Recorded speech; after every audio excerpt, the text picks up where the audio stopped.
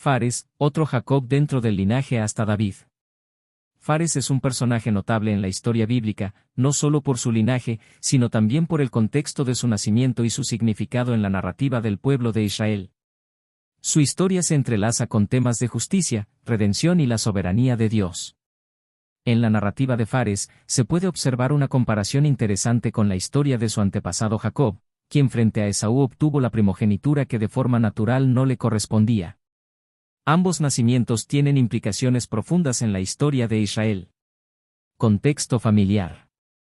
Fares es hijo de Judá y Tamar. La historia comienza con Judá, uno de los 12 hijos de Jacob, quien se aleja de sus hermanos y se establece en Canaán. Tamar, la nuera de Judá, había estado casada con el primogénito de Judá, quien murió.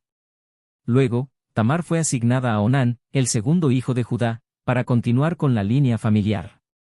Sin embargo, Onán también murió, y Judá, temeroso de perder a su tercer hijo, Sela, envió a Tamar de regreso a la casa de su padre, prometiéndole que un día se casaría con ella.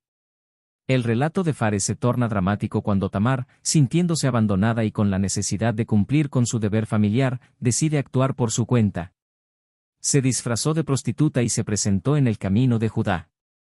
Sin reconocerla, Judá tuvo relaciones con ella, dejándole su sello como garantía de pago. Cuando Tamar se reveló como la nuera de Judá, él se dio cuenta de su error y reconoció que ella había actuado con justicia. Génesis 38, 26. El nacimiento de Fares. La historia del nacimiento de Fares es particularmente significativa. Al momento del parto, mientras Tamar daba a luz, Sera, su hermano gemelo, extendió su mano, y la partera lo marcó con un hilo escarlata, indicando que sería el primero en nacer. Sin embargo, Fares logró salir primero, lo que llevó a la partera a exclamar: «Has roto el cerco». Génesis 38, 29. Este acto de nacer primero tenía profundas implicaciones en la cultura hebrea, donde el primogénito tenía derechos especiales. La lucha por el lugar de nacimiento entre Fares y Sera recuerda la historia de Jacob y Esaú. En esta historia, Esaú nació primero y, como el primogénito, tenía derecho a la primogenitura. Sin embargo, Jacob, con astucia, logró obtener la bendición de su padre Isaac, lo que llevó a un conflicto duradero entre ambos hermanos. Génesis 25, 29-34. En ambos casos, la narrativa revela temas de elección divina y la inversión de expectativas. Significado del nombre Fares. El nombre, Fares, significa romper o brecha, y simboliza su papel en la historia de redención de Israel.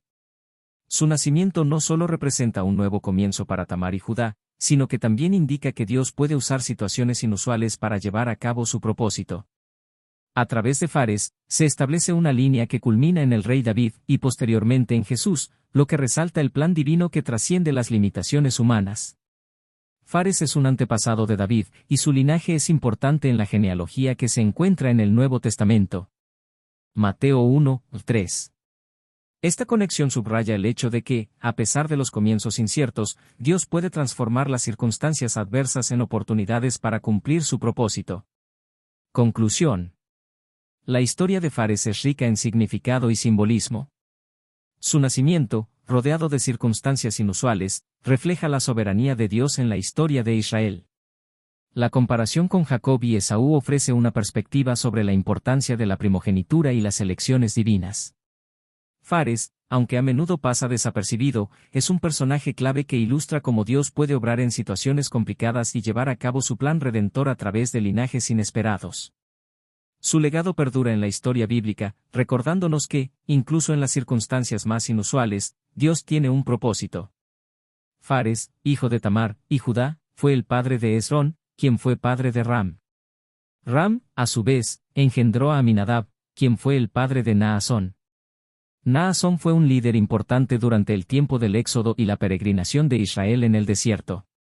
Su hijo, Salmón, fue quien se casó con Rahab, la mujer que ayudó a los espías de Israel en Jericó.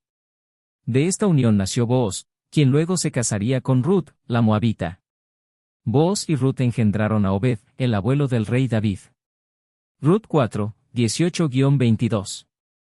Así, Fares forma parte de una línea directa que lleva al linaje real de David, y con ello también hasta la descendencia de Jesús.